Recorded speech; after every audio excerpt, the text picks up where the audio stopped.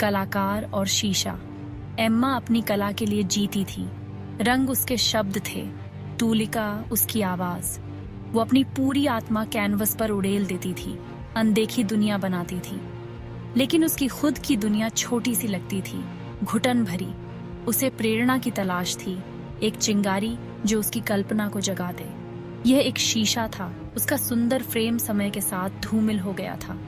Emma को अजीब तरह से इसकी तरफ खींचा गया, एक चुंबकीय खिंचाव जिसका वो विरोध नहीं कर सकी। इस शीशे के पास बताने के लिए एक कहानी है, लेकिन खबरदार, कुछ कहानियां अनकही ही बेहतर होती हैं। एम्मा ने शीशे को अपने स्टूडियो में टांग दिया। उसकी उपस्थिति बेचैन करने वाली और दिलचस्प दोनों थी। एक रात जब वो एक नई पेंटिंग पर काम कर रही थी, तो उसने कुछ अजीब देखा। उसका प्रतिबिंब लहराया, छवि विकृत हो गई और एक पल के लिए उसने एक ऐसा चेहरा देखा जो उसका अपना नहीं था। अतीत की एक झलक। शीशे में दिखाई देने वाला चेहरा बहुत पुराना था, झुर्रियों से भरा हुआ था और सफेद बालों के प्रभामंडल से सजा हुआ था। हालांकि उसकी आंखों में एक जवां चमक थी, एक शरारती चमक जिससे एम्मा की रीढ़ की हड्डी में कंपकपी दौड़ गई। यह उसकी दादी थी, एक ऐसी महिला जिसे उसने केवल फीकी तस्वीरों में देखा था। एम्मा ने पलकें झपकाईं, दर्शन गायब हो गया जैसे ही यह दिखाई दिया था। क्या उसने इसकी कल्पना की थी? वास्तविकता और भ्रम के बीच की रेखा धुंधली हो गई। फुसफुसाहट शीशे की गहराई से निकलती हुई प्रतीत हो रही थी, धुंधली और अस्पष्ट। परछाइयां उसके दृष्टि क्षेत्र के किनारे पर नाचती थीं, टिमटिमाती हुई आकृतियां जो उसके मुड़ने पर गायब हो जाती थीं। एम्मा उस बढ़ती बेचैनी को नजरअंदाज नहीं कर सकती थी, जो उसे अंदर ही अंदर खाए जा रही थी। शीशा केवल एक वस्तु नहीं था, यह एक माध्यम था, कुछ भयावह का प्रवेश द्वार था। प्रतिबिंब में दृश्य। एंटीक की दुकान का मालिक सही था। शीशे के पास बताने के लिए एक कहानी थी। एम्मा ने ऐतिहासिक अभिलेखों, धूल भरे अभिलेखागारों और ढहते हुए पुस्तकालयों को खंगाला। जानकारी के टुकड़ों को जोड़कर उसने पाया कि शीशा कभी एक अमीर व्यापारी का था, एक ऐसा व्यक्ति जिसके बारे में अफवाह थी कि वह जादू टोना करता था। वह बिना किसी निशान के गायब हो गया था। उसका गायब होना रहस्य में डूबा हुआ था। ऐसा लग रहा था कि शीशे को अपने मालिकों से ज्यादा जीने की आदत है। सदियों से ये एक हाथ से दूसरे हाथ में जाता रहा, अपने पीछे गायब होने और अस्पष्ट घटनाओं का एक सिलसिला छोड़ता रहा।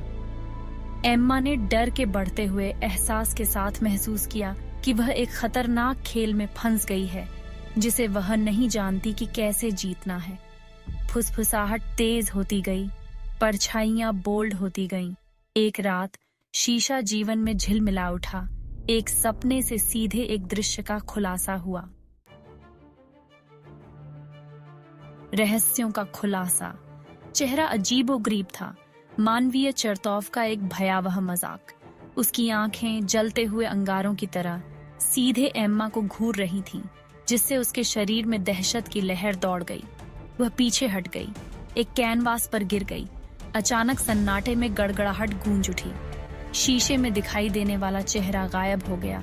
अंधेरे का भंवर अपनी गहराई में वापस चला गया। एम्मा कांपती हुई रह गई। उसका दिल उसकी पसलियों से टकरा रहा था। मदद के लिए बेताब उसने अपने दोस्त जासूस रेनॉल्ड्स को विश्वास में लिया। तर्क और तर्क का एक संशयवादी व्यक्ति। रेनॉल्ड्स को पहले तो एम्मा की कहानी पर विश्वास करना मुश्किल लगा, लेकिन उसकी आवाज में एक कंपी थी। उसकी आंखों में एक भूतिया भाव था, जिसने उसे आश्वस्त किया कि कुछ बहुत गलत है। रेनॉल्ड्स ने शीशे के इतिहास की जांच शुरू कर दी, गायब होने और अजीब घटनाओं के निशान के बाद जो एम्मा ने उजागर किए थे।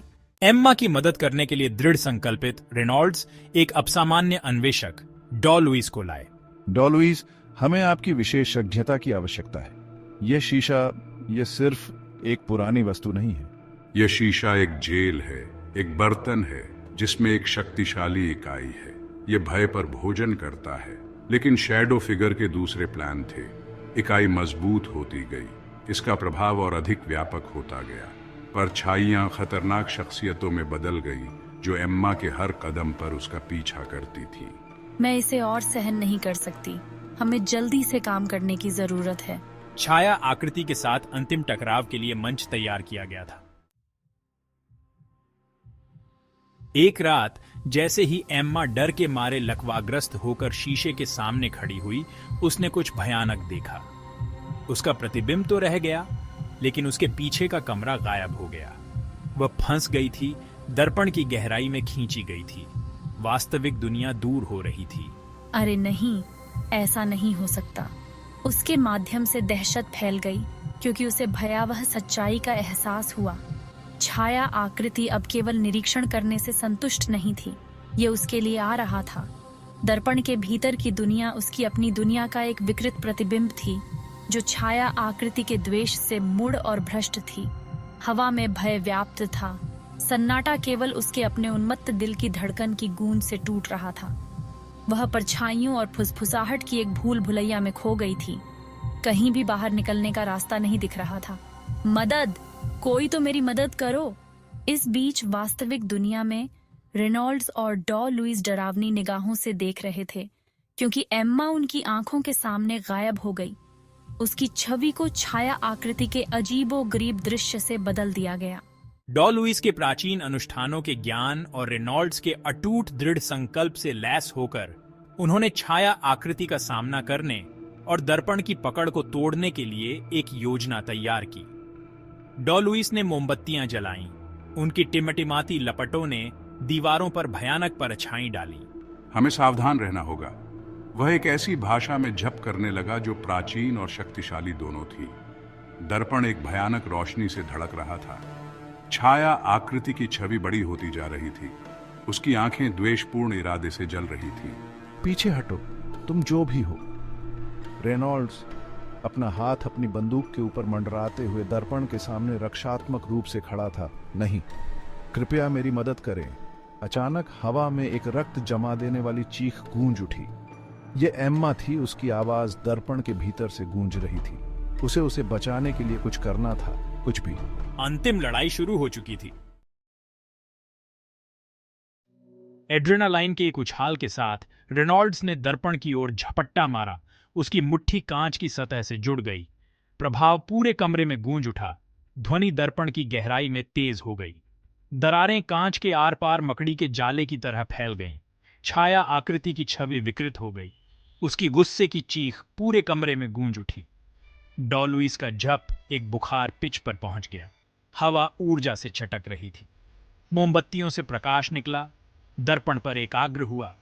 एक ओगलुशनीय दरार के साथ दर्पण चकनाचूर हो गया। कांच के टुकड़े प्रोजेक्टाइल की तरह हवा में उड़ रहे थे। चकनाचूर अवशेषों से ऊर्जा की एक लहर फूट पड़ी, जिससे रेनॉल्ड्स और डॉ लुइस दीवार से टकरा गए। जैसे ही धूल जमी, कमरे में सन्नाटा छा गया। हवा, जो कभी भय से भरी हुई थी, हल्की साफ सुथरी महसूस हुई। छाया आकृति चली गई थी। उस रसातल में वापस भगा दी गई थी जहां से यह आई थी, और कमरे के बीच में खड़ी हक्की बक्की लेकिन सकुशल एम्मा थी। एम्मा ने पलकें झपकाईं। उसकी आंखें रोशनी से समायोजित हो गईं। आखिरी चीज जो उसे याद आई वह थी शैडो फिगर का अजीबोगरीब चेहरा। अब वह अपने स्टूडियो में वापस आ गई थी। दर्पण के टूटे हुए अवशेष उसके पैरों के चारों ओर बिखरे हुए थे। रेनॉल्ड्स उसके पास पहुंचे। राहत की लहर उसके चेहरे पर छा गई। लेकिन दर्पण तो बस एक पात्र था। इसकी शक्ति का स्रोत, वह प्रवेश द्वार, एक रहस्य बना हुआ है। घटना के बाद जीवन धीरे धीरे सामान्य हो गया। एम्मा अपने डर और चिंता को अपनी कला में बदल देती है। रेनॉल्ड्स अलौकिक के साथ मुठभेड़ से बदल गया। एक जासूस के रूप में काम जारी रखा। दर्पण के टूटे हुए अवशेषों को एक सुरक्षित सुविधा में संग्रहित किया गया। कुछ लोग कहते हैं कि इसे वापस रसातल में भेज दिया गया था। सच्चाई टूटे हुए शीशे के टुकड़ों की तरह मायावी बनी हुई है। एम्मा और दर्पण की कहानी एक सतर्क करने वाली याद दिलाती है कि कुछ चीजों को अबाधित छोड़ देना सबसे अच्छा है। अज्ञात का आकर्षण एक शक्तिशाली शक्ति हो सकती है, जो हमें रोमांच और उत्साह के वादों के साथ अपनी ओर खींचती है। लेकिन यह याद रखना महत्वपूर्ण है कि जिज्ञासा की कीमत चुकानी पड़ सकती है। कभी कभी हमारी प्रवृत्ति ही हमारी सबसे बड़ी रक्षक होती है। अगर कुछ गलत लगता है, अगर कोई जगह या वस्तु हमें असहज करती है, तो बेहतर है कि हम अपने पेट पर भरोसा करें और चले जाएं। दुनिया अजूबों और रहस्यों से भरी है, लेकिन कुछ रहस्यों को दफन ही रहने देना बेहतर है। एम्मा के अनुभव ने उसे अपनी आंतरिक आवाज सुनने, अपने अंतर्ज्ञान पर भरोसा करने का महत्व सिखाया। उसने सीखा कि असली ताकत हमारे डर को नजरअंदाज करने में नहीं, बल्कि उनका डट कर सामना करने में है।